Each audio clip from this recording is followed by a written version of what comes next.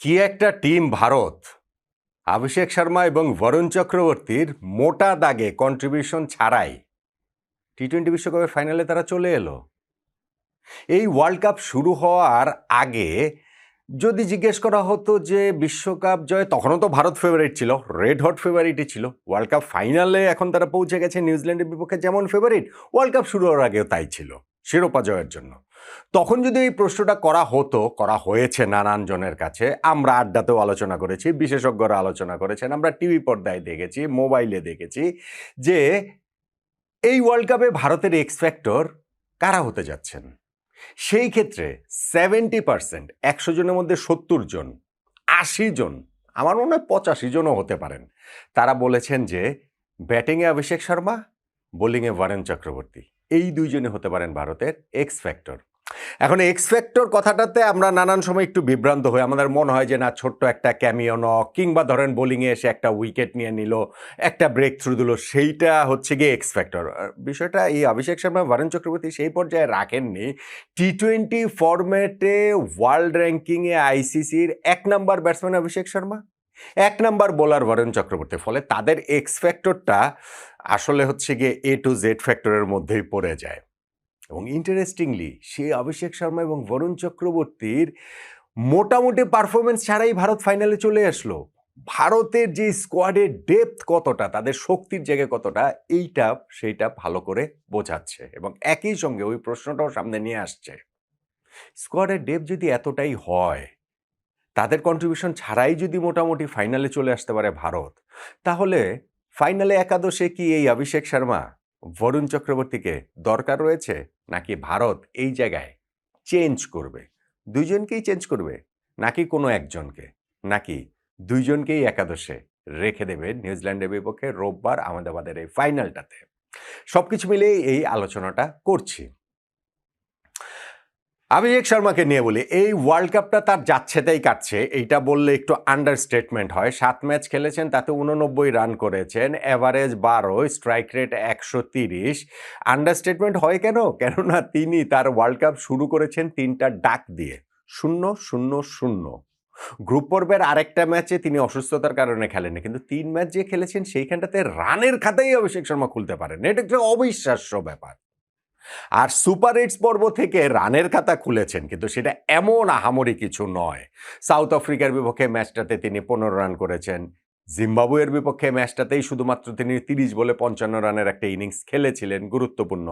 তারপরে ওয়েস্ট ইন্ডিজের বিপক্ষে সেই মহাগুরুত্বপূর্ণ ম্যাচে 10 রান করে আউট, সেমিফাইনালটাতে ইংল্যান্ডের বিপক্ষে 9 রান করে আউট। তাহলে আপনি আমাকে বলেন যে এই অভিষেক শর্মা এরকম পারফর্ম করবে, কেউ কি এটা ভাবতে পেরেছিলেন? ওয়ার্ল্ড কাপের ঠিক আগে আগে নিউজিল্যান্ডের বিপক্ষে যে এই সিরিজটা ভারত খেলেছিল, সেইখানটাতেও তিনি 2টা ডাক মেরেছেন, কিন্তু একই সঙ্গে আবার 20 বলে অপরাজিত 68, 35 বলে 84 রানের 2টা ইনিংসও খেলেছেন। তো এইটাই তো অভিষেক শর্মা।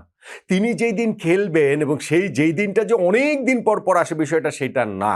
হ্যাঁ, আর্লি আউট হয়ে যেতে পারেন, কিন্তু প্রথম থেকেই প্রতিপক্ষের বোলার ফিল্ডারদের উপরে যে চাপটা তিনি তৈরি করেন, শুধুমাত্র স্কোর কার্ড প্রেশার না, মনস্তাত্ত্বিক যেই চাপটাও তৈরি করেন, ওইখানটাতে ভারত অনেকখানি এগিয়ে যায়, যেইটা এই ওয়ার্ল্ড কাপে মিসিং।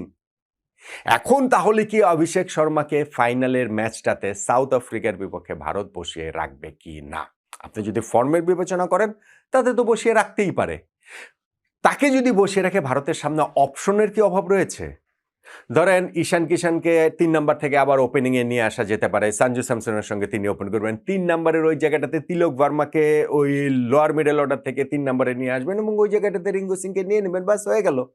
কিন্তু এটা করতে হলে ভারতকে অনেকগুলো জায়গাতে কিন্তু চেঞ্জ করতে হয়। আপনি খেয়াল করে দেখেন, ঈশান কিষানকে আপনি ওপেনিংয়ে তোলেন, কোনো সমস্যা নাই, সেটা তো হতেই পারে। পাকিস্তানের বিপক্ষে কি একটা অসাধারণ ইনিংস তিনি খেলছেন। কিন্তু তিলক ভার্মা, যিনি এই ওয়ার্ল্ড কাপে 3 নাম্বারই ব্যাটসম্যান ভারতের, কিন্তু এই গত 3টা ম্যাচে তিনি ওই যে 5-6-7 যে ব্যাটিং করছেন এবং খুবই গুরুত্বপূর্ণ রোল তিনি প্লে করছেন।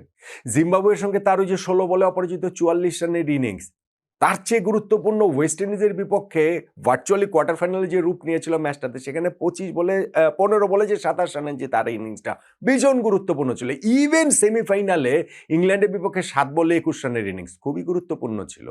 সো সেই তিলক ভার্মা এই লেট মিডল অর্ডারটাতে যে পেস বোলিংয়ের এগেনস্টে ভারতের একটা নতুন তুরুপের তাস বেরিয়েছেন, তাকে আবার এখন ৩ নম্বরে তুলে আনলে রিঙ্কু সিং যে পারেন না বিষয়টা তো আর তা না, পারেন, অবশ্যই পারেন। কিন্তু এই যে একাদশের বাইরে চলে গেছেন, আবার তিনি আসবেন, সেটেল করবেন। এতগুলো জায়গাতে ভারত কি অভিষেক শর্মার জন্য চেঞ্জ করবে কিনা তাকে বাদ দেওয়ার জন্য, তার ক্যালিবারের একজন ব্যাটসম্যানকে বাদ দেওয়ার জন্য? আমার মনে হয় করবে না।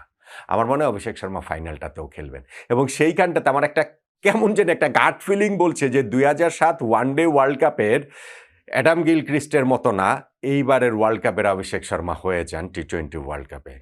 সেই ওয়ানডে ওয়ার্ল্ড কাপে অ্যাডাম গিলক্রিস্ট ফাইনালের আগে যে ১০টা ইনিংস খেলেছেন, খুবই বিবর্ণ ছিল তার পারফরম্যান্স। ২টা মাত্র 50 ছিল। সেই 50 ২টাও কার এগেনস্টে? বাংলাদেশের এগেনস্টে, নেদারল্যান্ডসের এগেনস্টে।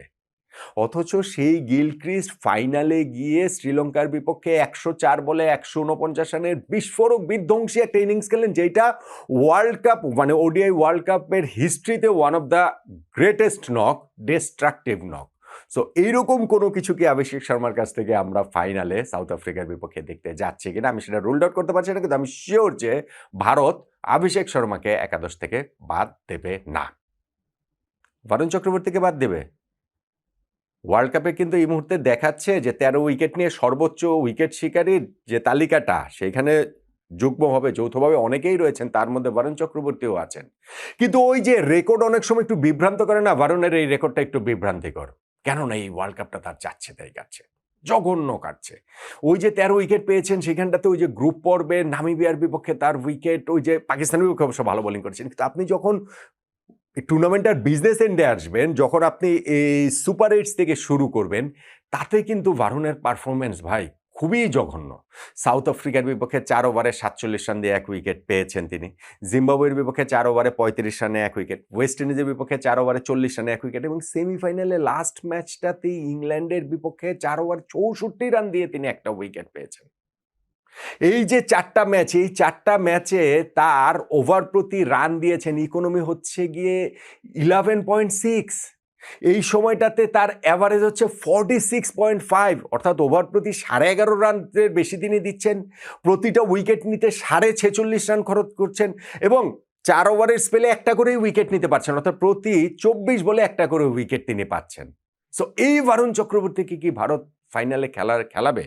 ভারতের সামনে এইখানটাতে কিন্তু অপশন রয়েছে এবং ভারুনের যেটা আমি বলছিলাম যে শুধু এই ওয়ার্ল্ড কাপে তার স্ট্রাগল সেটা না, আমি একটা রিপোর্ট দেখছিলাম যে গত ৪ মাসে এই অস্ট্রেলিয়ার বিপক্ষে সিরিজ থেকে শুরু করলে বরুণ চক্রবর্তীর ক্যারিয়ারে টি-20 ফরম্যাটে সবচেয়ে এক্সপেন্সিভ যে ১১টা বোলিং স্পেল, তার মধ্যে ৮টাই এসেছে গত ৪ মাসে।